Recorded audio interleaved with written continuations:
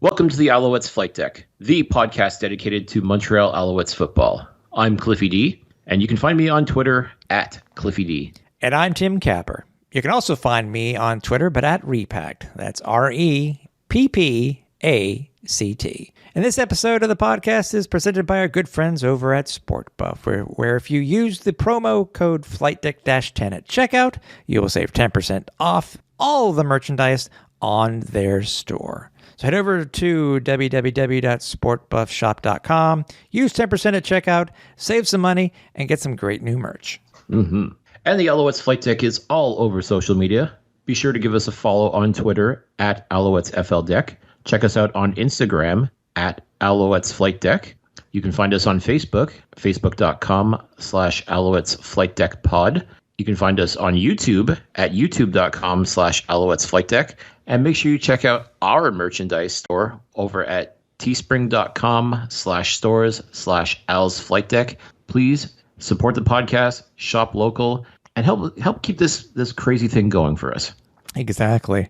And I'm going to have to at least give a shout out, by the way. And I reached out to him before. I think we were talking about ciders and stuff like that. And it's gotten me into a whole other thing. We're going down the rabbit hole, Cliff, where it's like, if we were, I don't know, we've talked about this before. If we were to choose our own flight deck?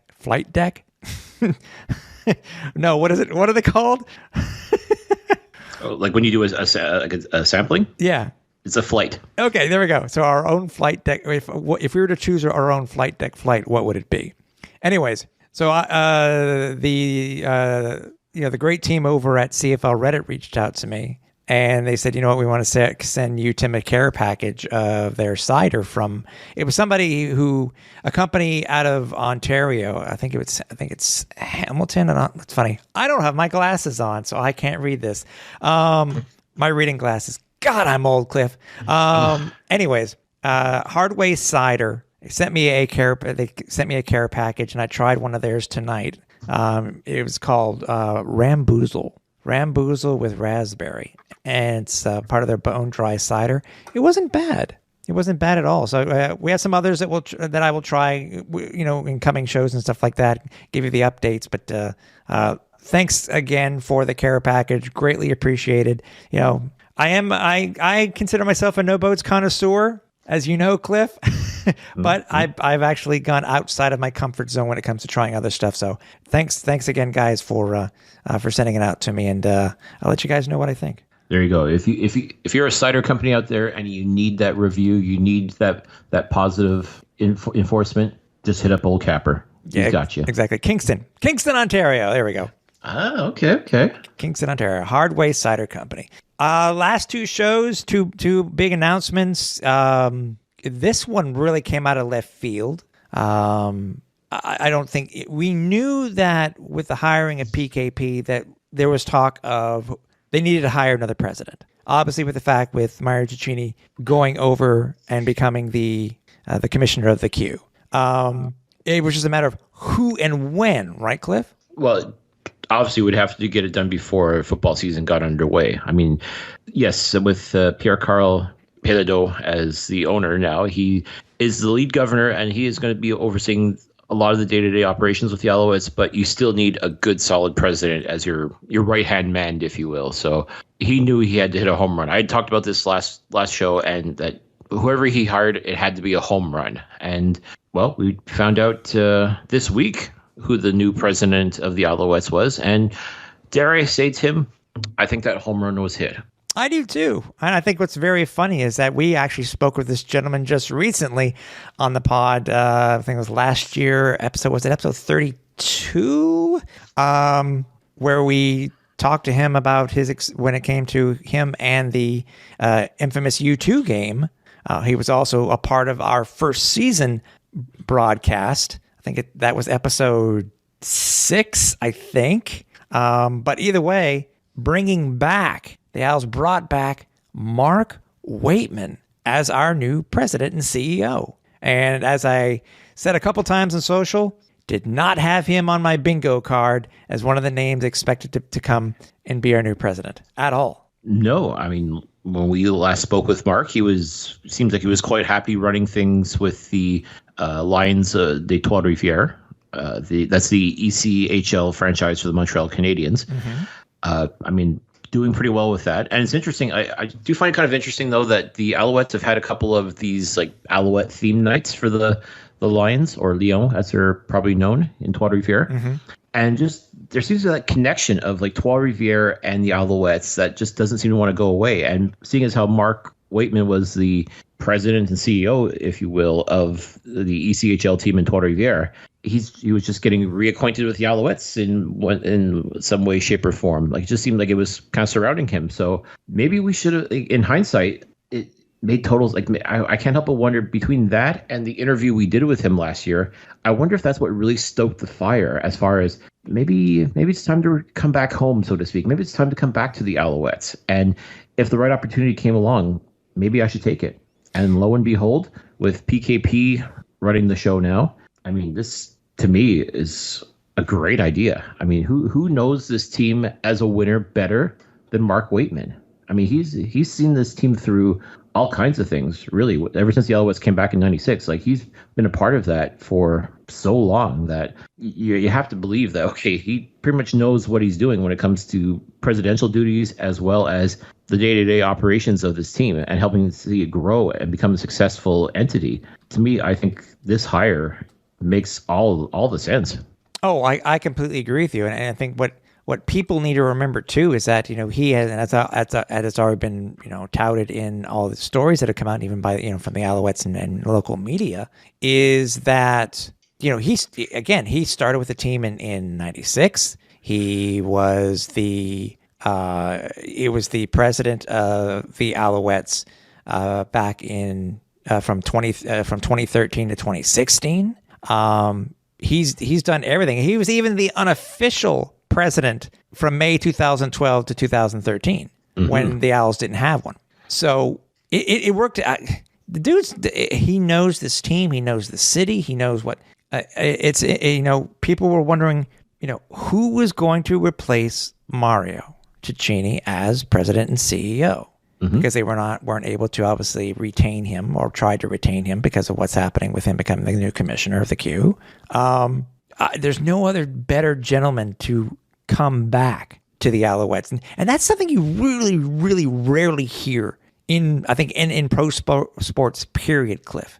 You'll have your coaches go from team to team to team, right? But very rarely do you have a person come back in a higher position within an organization, within an executive position, to come back and be that same position that he was when he left the team.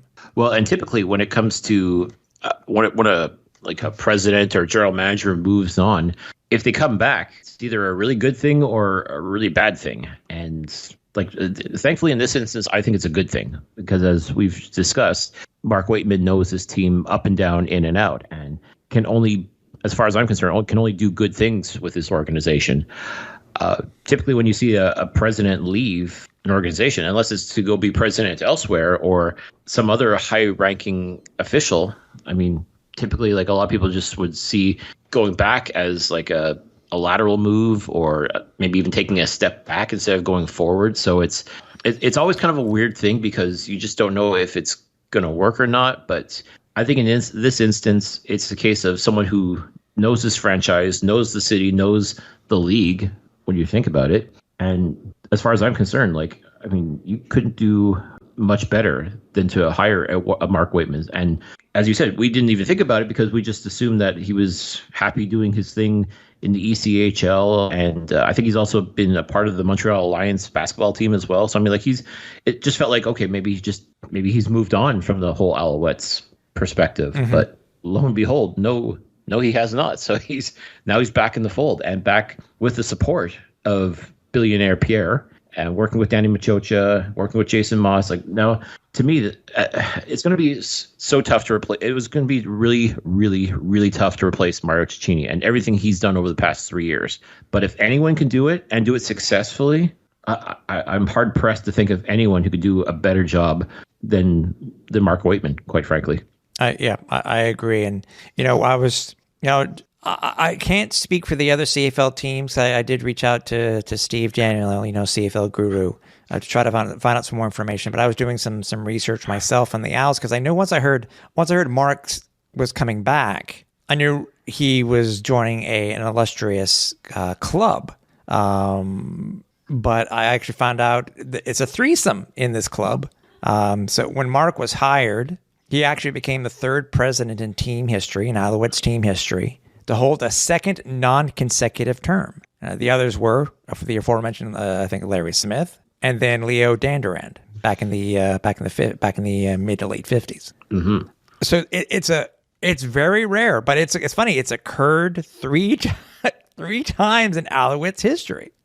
And listen, you think about those names that you just mentioned, and again, I'm not saying that there's pressure on Mark Waitman to do well. I think people just assume he's going to do well because that's pretty much what he's done his entire professional career. Mm-hmm. Everything he touches, for the most part, seems to turn to gold. Yeah. I think it just gives that sort of reassurance that, okay, you've hired the right people to do the job. And if billionaire Pierre is serious about, as he said, hiring people that know this city, that know this team, that know this league, and letting them do their thing, that to me, like that's huge as far as I'm concerned. That's what you should want to hear as a fan or a supporter of the Alouettes, is that the right people are being put in place to do their job and do whatever it takes to make sure that this franchise is a winner on and off the field. So to me, I said it before and I'll say it again, as far as hires go, this was 100% a home run.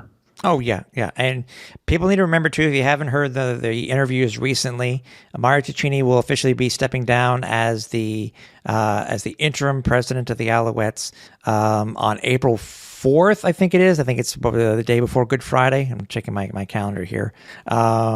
It will be, the 6th. He'll be stepping down the 6th. And coming back, Mark will be taking over officially on the 11th. So that's Tuesday, the April 11th. So if Danny Machocha is going to steal the president's office, he better do it on Easter weekend. That's right. Yeah, you better move in Easter weekend. I don't know. I'd like to know what type of office. How often is Danny in his office? You know, or the way he does his work. I mean, when does he actually leave his office? Would be a better question. That's fair. That's fair. So I think one of the first things now, because the Alouettes did announce something which may have already been in the works. We'll talk about that in a little bit. It's just really a minor announcement, but still it was something to do with the community. What does Mark need to do now? What's the first thing that needs to be done? I mean, they've already announced some things for the opener, which we'll get to in a minute, because that was a pretty big deal. But what, obviously, with training camp coming up, we know it's going to be in Trois-Rivières. What does Mark need to do first? Does he try to continue with some of the ideas that were being floated around when Mario was around? Are they going to invite people to like some of the teams did last year, and be in the war room for the draft, for the CFL draft? I'm sure that there's going to be a lot on this plate. There may have been some things that were already in the works again with Mario being what he's been doing, and I'm sure working as hard as he is before he leaves. Mm-hmm. But what do you think that Mark needs to do first? I think what helps, especially with Mario Cecchini coming in as interim president and making sure that things were staying the course, I want to believe that things are okay right now. At least the off the field stuff is okay enough that it should be a smooth transition. I really want to believe that Mario would take Mark under his wing, so to speak, and say, listen, this is what I've been doing. This is what I've been working on. This is what I would like us to be doing. Quite frankly, I think I think if you were to do that, and Mark Waitman, is a very intelligent person. He's going to, mm-hmm. I don't think he's going to come in and still think it's 2013 when he was last here, or 2016 or whatever it was. He was last a member of the Alouettes, and think he can still run things like it was back then, because a lot has changed in that time period, not just with the Alouettes, but with the Canadian Football League overall. So he's going to have to get up to speed, essentially. And I think Mario will definitely do that as part of the transition process. And in which case, I think that would be a very wise move on Waitman's part, would be to basically just continue the path that Mario Cecchini was starting to go down, whether it was in his first reign as president or his interim reign the second time around.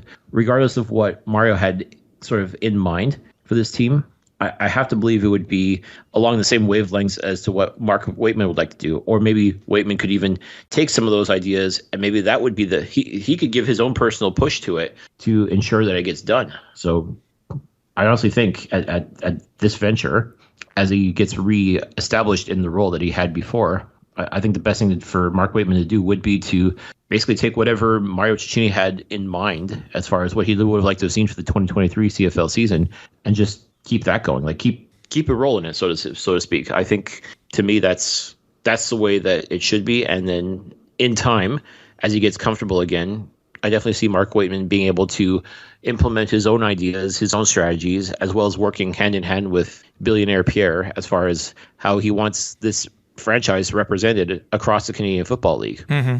Yeah. I mean, we are 45-ish days away from training camp starting. I'm curious to see him to be able to put his spin on training camp. You know, it's not something I'll be the first to say that I did not attend training camp like I've started to do recently.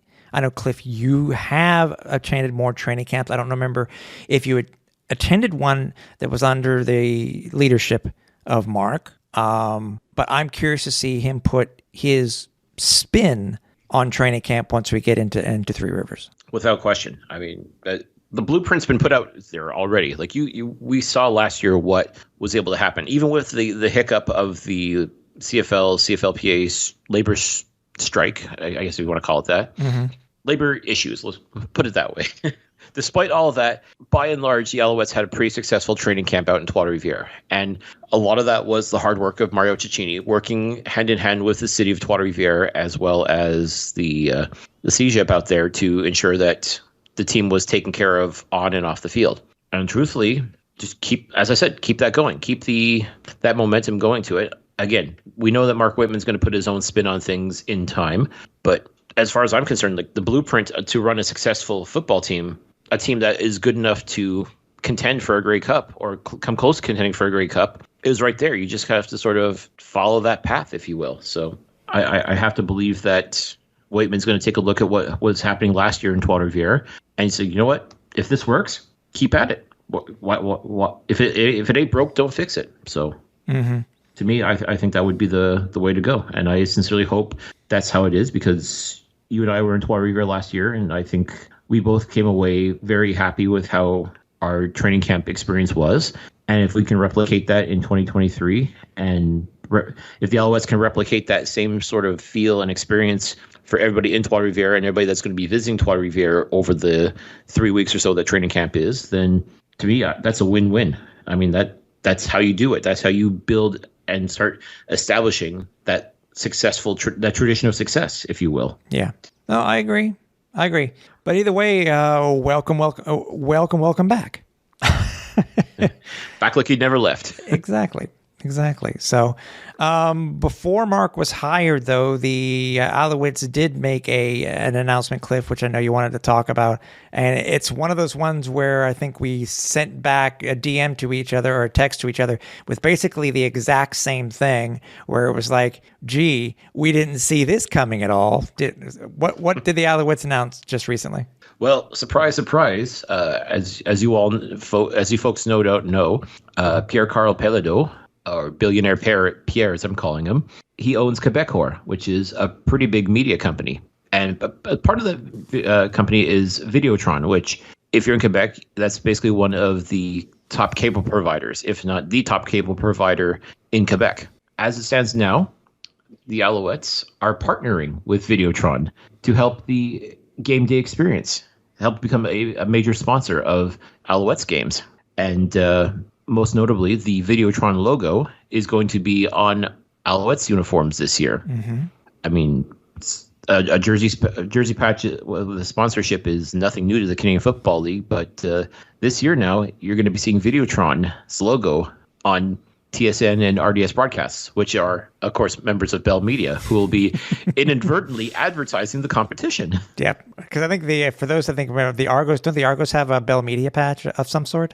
I think it's just a Bell patch. Okay. But still, that's their sponsor. Exactly. Yeah, but too, by the way, it's more than just cable. I mean, Videotron's big. Videotron has started off as as the startup going against everybody else, Bell Media, et cetera, the Shaws, the Telesis, et cetera. And they've grown into this huge conglomerate when it comes to television. And we can't forget mobile either, because if you have a mobile, a mobile company that's able to spin off like they have, I would not be surprised, Cliff. Would not be surprised if we end up seeing somewhere, whether it be on one of the ads on the field or maybe on the goalpost padding, an ad for Fizz Mobile. Who knows? Who knows? Could be. That's the thing. Like, no, I fully expect now when we get into that first game at Percival Molson Stadium, we're probably going to see a lot of Videotron logos, a lot of as much advertising as possible for Quebecor and for Videotron, because, well, their owner is the Alouettes owner. So yeah, he's gonna promote his side hustles like any smart business person would do. Oh yeah. Now, does it surprise you at all? Because again, you and I weren't surprised in any way, shape, or form when we saw the announcement. Are you surprised that it was Videotron and rather than Quebecor? I think Videotron would be the way to sort of advertise Quebecor. And kind of a shade at Bell Media, even though there's partners, obviously, giant television contract, et cetera, et cetera. I mean, why not TVA Sports? You know what I mean? You understand what I'm saying? Well, TVA Sports, I think that that's kind of dicey. Like, as far as could they sneak it in there? Maybe, but I'm just waiting for the virtual ads this year at home. I can only imagine, dude. Well, just the fact that, as I said, on every CFL broadcast, whether it's on TSN or RDS, again, they are going to be inadvertently, every time they show an Alouettes player, they're going to be showing inadvertently an advertisement for the competition, which is hilarious when you think about it. Like, it's sort of Billionaire Pierre's way of kind of, I won't say sticking it to the man, so to speak, but at least letting people know, hey, there is another option out there, and might be worth considering. Especially too, as he's looking to eventually take Videotron nationwide. I mean, this is kind of, I'll say, sort of maybe laying down the foundation, if you will, like just getting people used to the idea of seeing the Videotron logo and possibly thinking about switching over if, God forbid, Videotron does actually make it across Canada. Because at least now you know it exists, you know what they can offer as far as services go. Might be something to think about. So yeah. I have to believe that's part of his strategy, part of the idea of using that influence, if you will. Because if you can't get the TV rights for at least another 3 years, this is another way to sort of keep your name on everybody's lips by even just little things like because a lot of people don't necessarily notice the jersey patch, the sponsor patches, but sooner or later it kind of sinks in. Oh yeah, I saw that logo somewhere, and right. I was watching the Alouettes game, and that okay, I know what that is. So Alouette fans, remember when the year-end survey comes out, Videotron is one of the answers. So.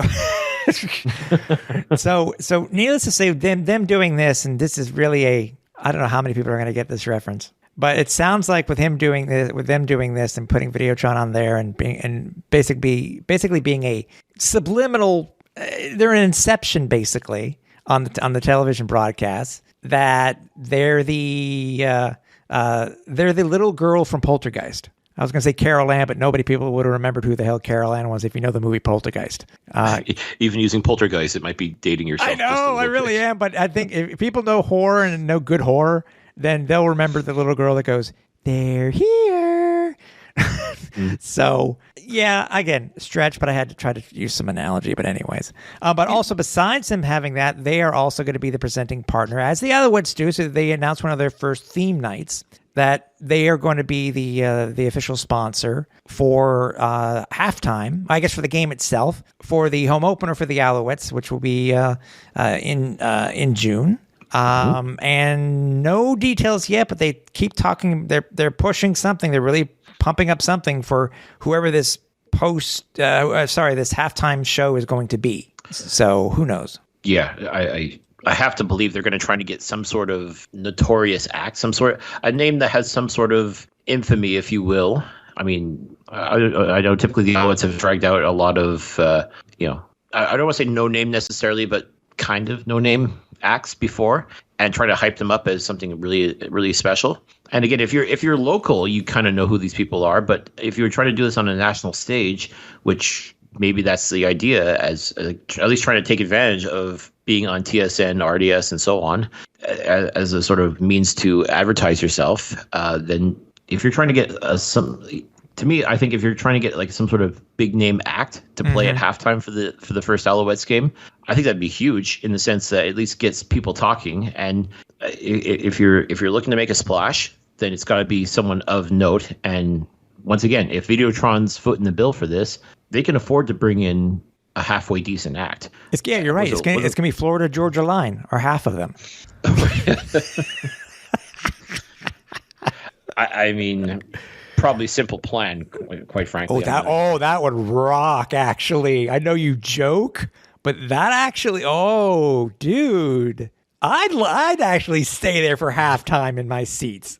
You do stay at halftime for your seats. But you know what I mean? I'd actually pay attention. I like Simple Plan. I actually like Simple Plan. But you know, by the way, Cliff and I we're not slighting this thing with Videotron in any way. To me, it's genius. It's genius putting the Videotron logo on the uniforms. It's utter genius. Well, it is. I mean, and you're operating within the parameters of I don't want to say competition necessarily, but I mean, you are sponsoring a team, so to speak, and just because you happen to be competition for the lead broadcaster, I mean, sometimes that's just the way it works out. So I mean, it's kind of like I said, I don't feel like he's doing it to stick it to Bell Media necessarily, but it's just kind of, like I said, making your presence felt and just letting people know, hey, we're out here too, and give us a shot. Which, again, nobody's going to fault a business for kind of going along those lines. And if you can sort of game the system in your own favor just a little bit when it comes to something as simple as like that Videotron logo being broadcast on your competitor, I mean, yeah, more power to you. Yeah, exactly. But I think the idea of this really unique halftime show. I mean, was it BC Lions last year for their home opener? Didn't they have, was it Imagine Dragons or something? One Republic. They had a very unknown name band. I want to say it's either One Republic or Imagine Dragons. One of those guys. They played a concert just before kickoff. Mm-hmm. So to me, I think if you're gonna sort of wield this power, if you will, for your home opener, dude. You saying, by the way, I totally, again, it wasn't on my bingo card, but Simple Plan is it? I don't know if you're saying it in jest, but that's an amazing idea in itself too. Well, again, I mean, to me, I think Simple Plan is it's a Quebec band, obviously. But one that does have notoriety. Known Canada-wide, known all over the world. Exactly. So, I mean, like, if you want... Top people 40 are at least hits. I don't know how many awards that they've won, but still, multi-time platinum records, et cetera, et cetera. And listen, if you got them, you'd automatically would have beaten last year's Grey Cup halftime act by a long shot. Mm-hmm. So, I mean... To me, that's where the Alouettes, that's where they should be thinking as far. If you're going to make a real spectacle out of the first halftime, like the halftime of the home opener, you got to hit somewhere along those lines. You got to be in that territory, as far as I'm concerned. Bringing out some band that has like local airplay only isn't going to hit. But you bring out like a true name act like that, like someone like I said, a name that people know of. You say Simple Plan. Whether it's like Victoria, British Columbia, or St. John's, Newfoundland, they know who Simple Plan is. Yeah, and they've done it right. Simple Plan's done it right, as people who've been following music know. Some of their biggest hits have been not only having they did it right. They did a which was basically an English song, but what they did is they also brought in French artists to do another version of the song that really hit it well in Quebec. Mm-hmm. So, we need to put Inception. That's an amazing idea. I never thought about that. What do you guys think? First of all, what do you think about the new president? What do you think about Videotron being one of the major sponsors for the team in 2023? Hit us up on social media. You can also email us. You can email me at tim.capper@alouettesflightdeck.ca or email Cliff at cliffyd.pine@alouettesflightdeck.ca. Let us know what you think, because we're really curious. I mean, are we right? Are we wrong? We just want to know what you guys are thinking about. Yeah, if you've got another suggestion of who you think the Alouettes should be bringing in that would really move the needle, let us know as well. Or let us know on socials.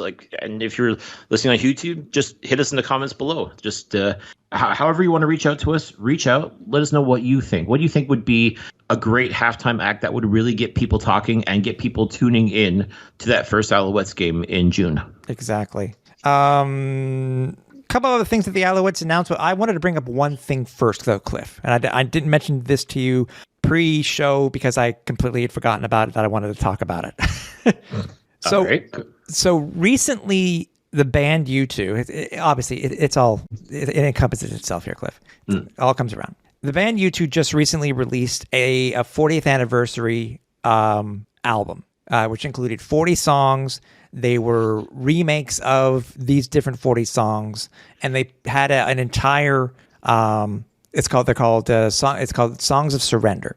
And what they did is across 40 different cities, they had this huge thing 2 weeks ago, which I think you may have finally, I don't know, did I show it to you? I don't remember if I did on my socials, but anyways, they did these things in each of these 40 cities. They put up different lyrics from these songs, and they had a geocaching area where you could go in, unlock certain things if you were within that particular radius, recreate the album cover itself, et cetera, et cetera. So what they did, Cliff, is they actually set up their song, Electric Blue, at within the tunnel between Eaton Center and PVM. I don't know if you know that video board that's in between those two different malls within the underground city. I don't know if you remember where that is.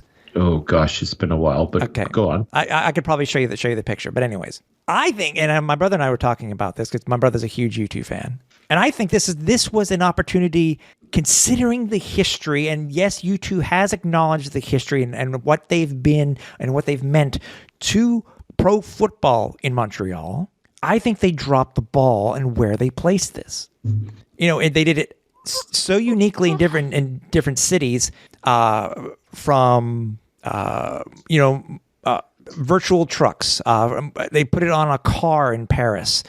They had a pop-up shop, so to speak, where you could sit in a Trabant in Germany. All things. Why U2 did not do this at Percival Molson Stadium is beyond me. Because I think just drop the ball on this, because where it was located and the what I saw of the people that were trying to find where it was located and the people that interacted with it were so few and far between. I understand there's a huge difference between being in the heart of downtown at PVM and in this tunnel between Eaton Center and PVM and Percival Molson Stadium, but to me it means more. Anyways, what were you going to say? I have to wonder if the people that were putting this on, maybe they just didn't completely understand or grasp just the impact that U2 had inadvertently or otherwise on the city of Montreal when it comes to football. For you to mention this, we know about this because we lived through that history, whereas production assistants that were probably born in the 2000s probably don't have a lick of an idea of what's going on in Montreal itself, let alone the impact that U2 had on the future of Canadian football without even trying. Yeah. I have to believe that it just kind of it would have been lost on them, and to them it was just a matter of where can we set up that people would know and where people would be, versus a nod to history, which is unfortunate because the more you talk about this and the more you explain it, it's that would have been a prime opportunity. And could you imagine the pub that the Alouettes would have gotten out of that, the rub to get from U2 worldwide? Yeah, people that could have stoked so much interest for the Alouettes and for the CFL in general. Just to at least get that perspective, knowing what Montreal means to U2 and vice versa. Yeah, it's unfortunate. I guess not everybody understands or appreciates history. You think somebody on the U2 side would have hopefully thought of or acknowledged it, or maybe they just plain forgot, which would be unfortunate. And it was just a 2-day event. So it was just a 2-day event in itself. I can understand. No, it's maybe because I one thing I did not do, me being an employee of McGill University. I did not reach out to the athletic department or to the media department for McGill to see if they were contacted. It's one thing maybe I should have done, but maybe it was logistics. Maybe there was no place to actually put this signage. You know, if anybody goes and searches on Instagram or on Twitter or I think even on TikTok, if you search for U2 SOS 40, you'll see the locations of what they did in different cities. It was all different. You know, a lot of them were put up like billboards in different places, Cliff. Mm-hmm. So maybe that was the issue. You know, they didn't want to put up a temporary billboard at some place at historical Percival Molson Stadium. I don't know. It's not like you could put it on the it's not like you could put it on the scoreboard on the video board because the video board's off and there's snow on the field. You know, there are different places around Percival Molson where they could do it.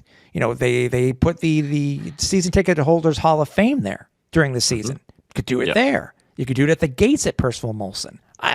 You know, again, it's just me noticing something, just wanting to bring it up. It was a quirky thing, you know, especially with the tie-in with the team and U2 and stuff like that. But and the song was what it was. But you know what, dude, it would have been so choice if it had been Sunday Bloody Sunday, if it had been Beautiful Day. You know what I mean? Those songs went to other cities, but still, you know, I mean, if New York can get the City of Blinding Lights, why can't we get? You know what I mean? Anyways, 100%. You're not wrong at all in this. But again, if someone on the U2 side would have had a little bit more forethought, that could have been something. Or heck, even set up at the Big O, which is where they played that infamous concert. But again, to me, with all honesty, the U2 is way out there. And we know with all the construction and stuff that they've been doing, was there something that they could set up in order to do it? Who knows? Woulda, coulda, shoulda. That's exactly. Yeah. Yeah, we'll see if they do something in another 10 years. I don't think so. But anyways, the Alouettes had another announcement today. It was just they announced their 25th edition of their Together at School program.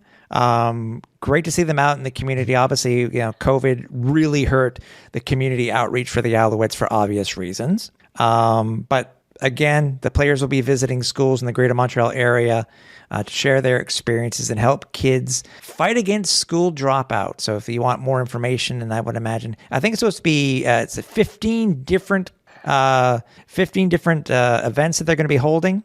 6 players. It's, you know, for more information, head over to the Alouettes website in English or in French to get more information. And I don't know if they have a school listing yet, but I mean, it's very possible that they will in the very near future. Yeah, and I can even tell you who will be participating in these events. It's pretty much all the Quebec guys and William Stanback. Oh, nice. Okay. So I'll give you actual names. Marc-Antoine Decoy, Pierre-Olivier Lestage, Alexandre Gagné, Régis Sébessu, David Cote, and yes, William Stanback. I guess I have to have a token English guy. So, okay, why not? But no, hey, listen, props to these guys for, these are all obviously all of these guys, including William Stanback, are all a part of Quebec. They're all a part of Montreal, and for them to give back to their hometown, so to speak, speaks volumes to the kind of people they are. And again, if you just go and you just reach that one kid and convince them to stay in school and find a way to do better for themselves, and that's got to be huge to be able to have that kind of impact on somebody. And I'm sure a lot of people would think, well, no way a bunch of football players could have that kind of impact, but you'd be surprised. I mean, what do you think about like the draft that's coming up and the combine that had just happened? Mm-hmm. I mean, a lot of the potential players talk about how inspired they were by football, whether it was NFL, CFL, or what have you. But there was something in them that made them want to pursue that as a career. And sometimes that's all it takes is just, hey, when I was a kid, a couple of Alouettes came to my school and talked to me about the importance of education and athletics and so on. And yeah, that motivated me to want to be just like them. So you never know where the inspiration is going to come from. We never know where the next, great doctor or lawyer or even professional football player may come from. And if it just comes to think that could come from something as simple as just a school visit. I mean, well, sometimes it just takes a little thing like that to kind of give you perspective as to what you want to do with the rest of your life. And maybe that's the thing that does inspire you to be something greater in this world. So, I mean, I definitely have seen the success of this program over the years. I've seen how many players have participated and how many schools have been a part of this as well. So it's really great to see that it's back to where it was before, or at least hopefully back to where it was before, as far as reaching as many students as possible. And to me, nothing but good. As far as I'm concerned, nothing but good can come from this. So I'm really happy that the Alouettes have taken the initiative to get back to it after, COVID is, as you said, had shut down a lot of these events, a lot of these community outreach programs. For them to be able to get back to doing something like this is, as far as I'm concerned, a very important thing for not just the team itself, but for the community. Exactly. You happen to bring it up. We have to at least mention it, dude. Is that just this past week was the CFL Combine, and what we saw of it was cool, but there was a lot to be desired, and I know you had a little bit to talk about that. Yeah, I do, because, well, initially I was hoping to get myself out to Edmonton to be able to see the Combine, because after years of being in Toronto, the league decided that they were going to relocate the Combine to Edmonton, pretty much get everybody out there to be able to show their stuff. And not only were they going to go out to Edmonton, but they were expanding the Combine to 5 days worth of events. So that means, the usual testing plus the usual skill events and plus the one-on-one drills, like all the stuff that you would come to expect. And in the past, they managed to cram that into a weekend in Toronto, but they decided they wanted to make 5 days worth of events out in Edmonton. And I thought, okay, it would have been great if I could have made my way out there to see it. And I was really hoping to, but for reasons, it just didn't work out the way I hoped it would. So I thought, okay, well, no big deal. I'll still tune in and watch it as I normally would. Only problem is, for whatever reasons, the CFL decided, no, we're not doing a live stream. We're not putting this on YouTube. We're not showing anything other than whatever little snippets happen to get recorded, any sort of highlights or what have yous that happen, like anything that's really jaw-dropping. I guess we'll post that on our social media, but that's about the extent of it. Like, no, you don't get, the only way you were going to see any of the actual events or any of the actual competitions, one-on-ones, anything like that, you would have had to been out there in Edmonton live watching it. And yes, media was invited, and for whatever reason, though, nobody would have been allowed to broadcast it, which makes absolutely no sense. Like, to not put this on, well, for not putting on TV, I can understand.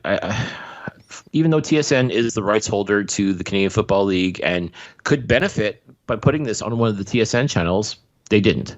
Even but TSN Plus. Sure.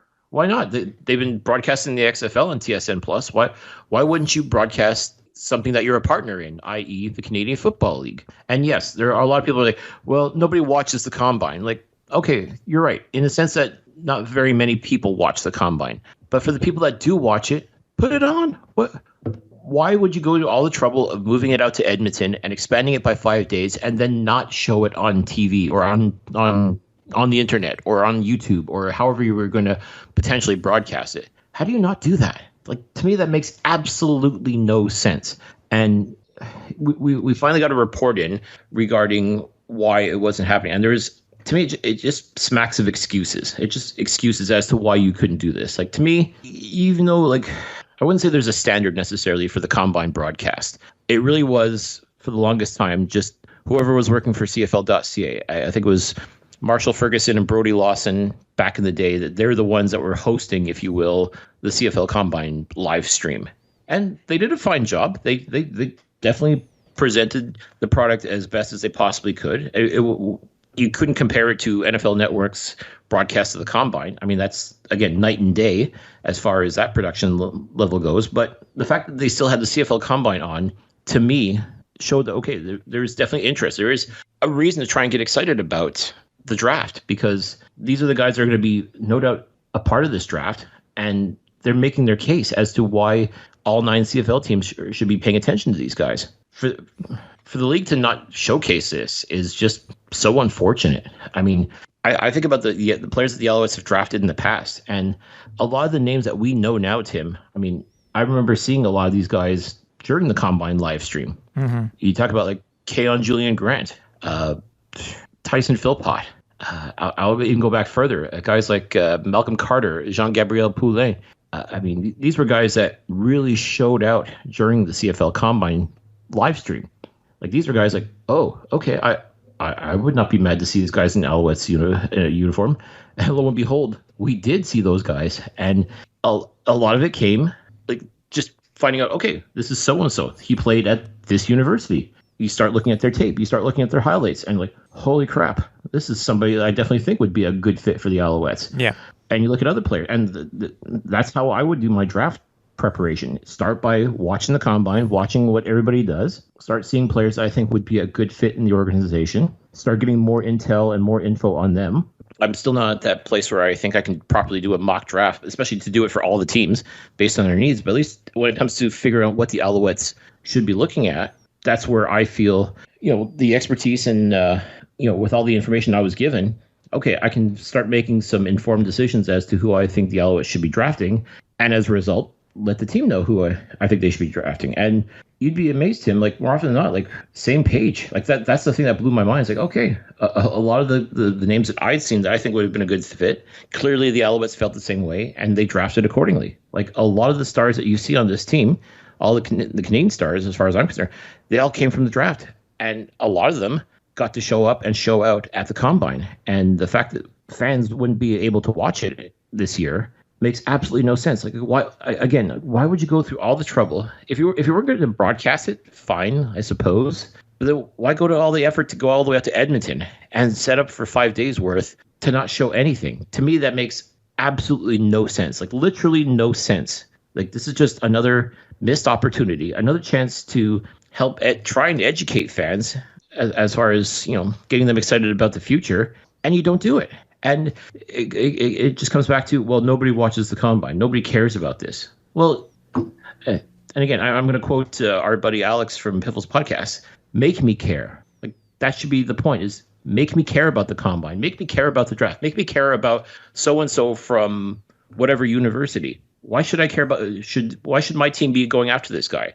Or why shouldn't they be going after this guy? Then who they should be going after. Like, this is what the Combine does. This is what the draft does, essentially, is help build the future and help, 2-3 years down the line.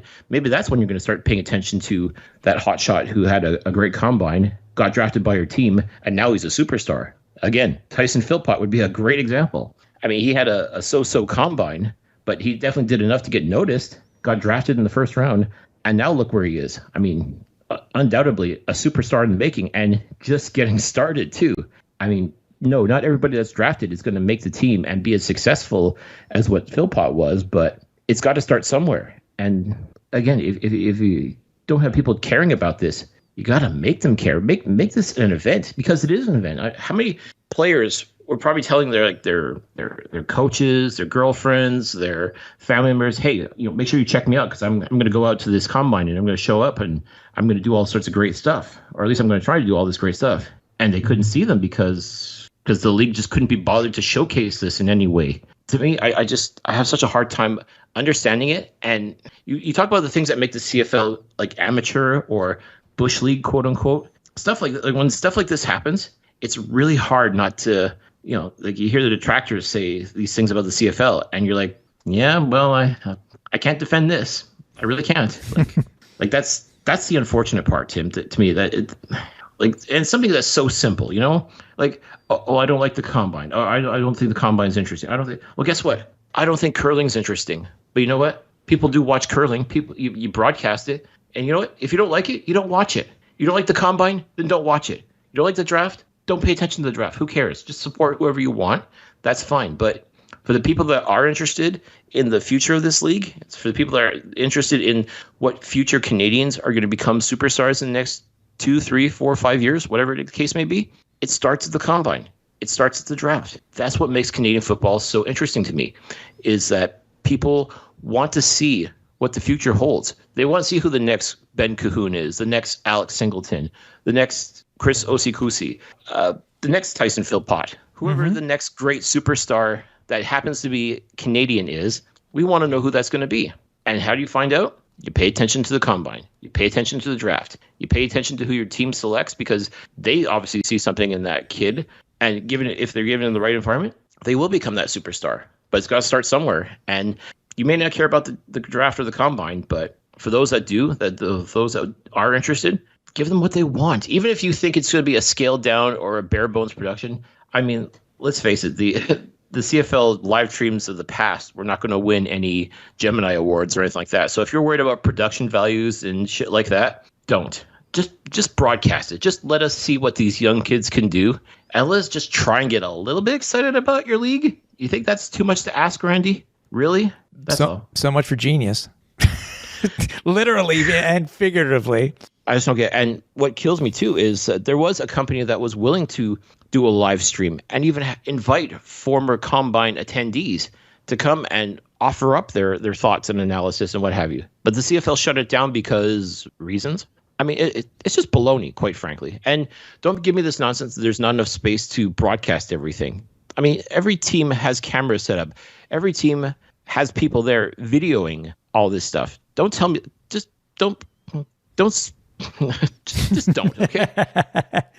God, I know, dude. I know. I just don't like having my intelligence insulted, especially when you're trying so hard to help promote this league, to help promote these teams, and you can't even do that right. Like, what the hell? I mean, I don't understand it, Tim. I just don't understand how the league is so eager to shoot themselves in the foot and come across as this mom and pop shop when, quite frankly, you're going up against like the NFL, the XFL, USFL. You want to be mentioned amongst those names and be considered relevant, and you should be. But at the same time, you present yourself like this state fair football, then that's what people are going to look at you as. And it's amazing to me that the CFL is willing to let stuff like this happen for any number of reasons. Like, to me, like, if that was your concern, was the costs and everything like that, then why go out to Edmonton? Why not just stay in Toronto then and just do things locally? Mm-hmm. Like, if that's the concern, like, just in order to be able to showcase this as best as possible, put your best foot forward, why wouldn't you do it like that? Like, I don't know. To me, nothing. It just doesn't sit right with me. I really hope that this time next year that they actually realize, oh, we screwed up. We should have been putting this on TV. We should have been putting this on YouTube or whatever. I guess, and hopefully they get their act together and they realize how important this is and just put a live stream up. And you know what? If only 20 people listen to it, so what? Make those 20 people happy. Because you know what? They're going to go tell a friend and they're going to tell a friend and so on and so forth. It's stuff like that. And again, if you're trying to promote the best that this country has to offer in football, that's one of the ways to do it. And guess what? It's not that expensive. And the return on investment, I promise you folks, is well worth it. Maybe they waited a week and they're starting everything anew, considering that they just released the new Grey Cup logo, which is finally currently free of that cookie cutter that has been for the past couple of seasons. Who knows? Well, here's hoping. Maybe with billionaire Pierre putting out his Videotron logo everywhere. Maybe he can offer. It's still genius. Maybe Videotron should be broadcasting the combine. Ooh, or what? Yeah, good TV. Because that would be interesting. I mean, if the league can't be bothered, and if TSN can't be bothered to help promote this product, then why not if you're not willing to do that in house or let your lead broadcaster do it, why not let somebody else do it? Exactly. What's the problem? What's the harm? I mean, if you're not concerned about competition or someone doing a better job than you, I say, well, why not open it up then? Yeah. Yep. I agree. With the way that it's coming, with the way the schedule is, we are expecting to do at least a show in April. That's a guarantee. We hope to do more, but obviously that will depend on, I guess, if we can get some interviews. We got some interesting stuff that we want to do for you guys. So stay tuned to all of our socials for the upcoming announcements on anything that we're going to be doing. But again, still reach out to us. Reach out to myself. Reach out to Cliff personally. Reach out to on Facebook, our Facebook page, all of our socials. Just chime in. Let you guys know what you think about Alouettes football. What your thoughts are. We just want to know what you guys are thinking about. So, I mean, when you think about it, like, the season's just around the corner. 45 days less than 45-ish days to camp. I mean, and that's the funny thing too. Like when you think about the combine, like in the past, to me, anyways, it's always been like, okay, like this is the start of actual football action. Like even though it's undrafted kids showing off their stuff, like at least now you're starting to get that mindset. Like, oh, okay, football is on the horizon. Like the Canadian football is on the horizon, and I'm sure a lot of people are watching XFL and will be watching USFL until to kill time until the CFL comes back. But you know what?